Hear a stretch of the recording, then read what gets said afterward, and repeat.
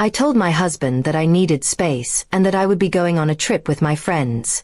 I was tired of him constantly seeking my attention, tired of the arguments that always started from small things, and I just wanted to feel free for a while. Before leaving, I made it clear that during the trip I would ignore him, switch off my phone if I wanted, and focus only on myself. He looked hurt, but he didn't fight me on it. Instead, he quietly nodded and said, "Do whatever you think is best." During the trip, I felt a strange sense of liberation. No constant texts, no checking in, no arguments about what I was doing or where I was. My friends laughed, we stayed up late, we explored new places, and for a while I thought maybe this was the life I wanted. Freedom, excitement, and no responsibilities tying me down.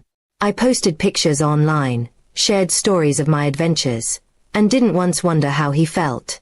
When I returned home, I expected a cold husband, maybe a long fight, maybe even tears. But instead, something I never imagined was waiting for me. Sitting in the living room wasn't just my husband, it was a man in a suit with a briefcase. My husband stood up calmly and said, "This is Mr. Harris, my divorce lawyer." My heart dropped instantly. I laughed nervously at first, thinking it was some kind of joke. But my husband's face was serious, cold even. The lawyer opened his case and pulled out papers.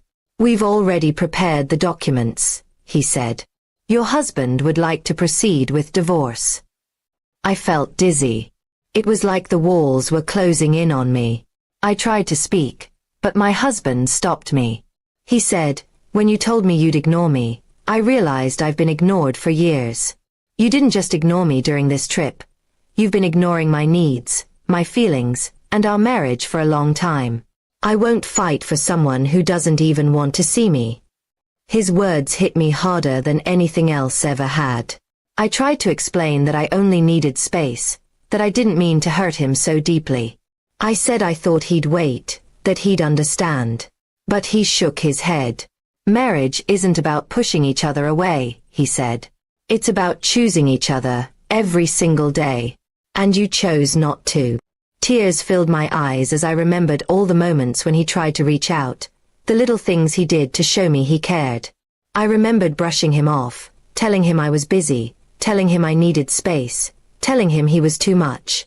It all came rushing back like a storm, and for the first time, I realized what I had done. The lawyer gave me the papers and said I didn't have to sign them immediately, but the process had already started. My husband turned and walked upstairs, leaving me alone in the living room with the divorce documents staring back at me. I wanted to run after him, to beg, to scream, but my legs wouldn't move. My pride and my fear kept me frozen. Over the next few days, I tried everything. I cooked his favorite meals, I sent long messages apologizing, I begged him to give me another chance. But he was distant, polite, and unmoved. He wasn't angry anymore, he was done. And that was even worse than anger. One night, I asked him directly, "Is there anything I can do to change your mind?" He looked at me for a long moment and said, "No, because the moment you decided I wasn't worth your time, you answered that question yourself." Then he walked away again, leaving me shattered. I had always thought he would never leave me, that no matter how much I pushed him, he would stay. But I had taken his love for granted. I mistook his patience for weakness, when in reality it was strength, the strength to finally walk away when he had nothing left to give.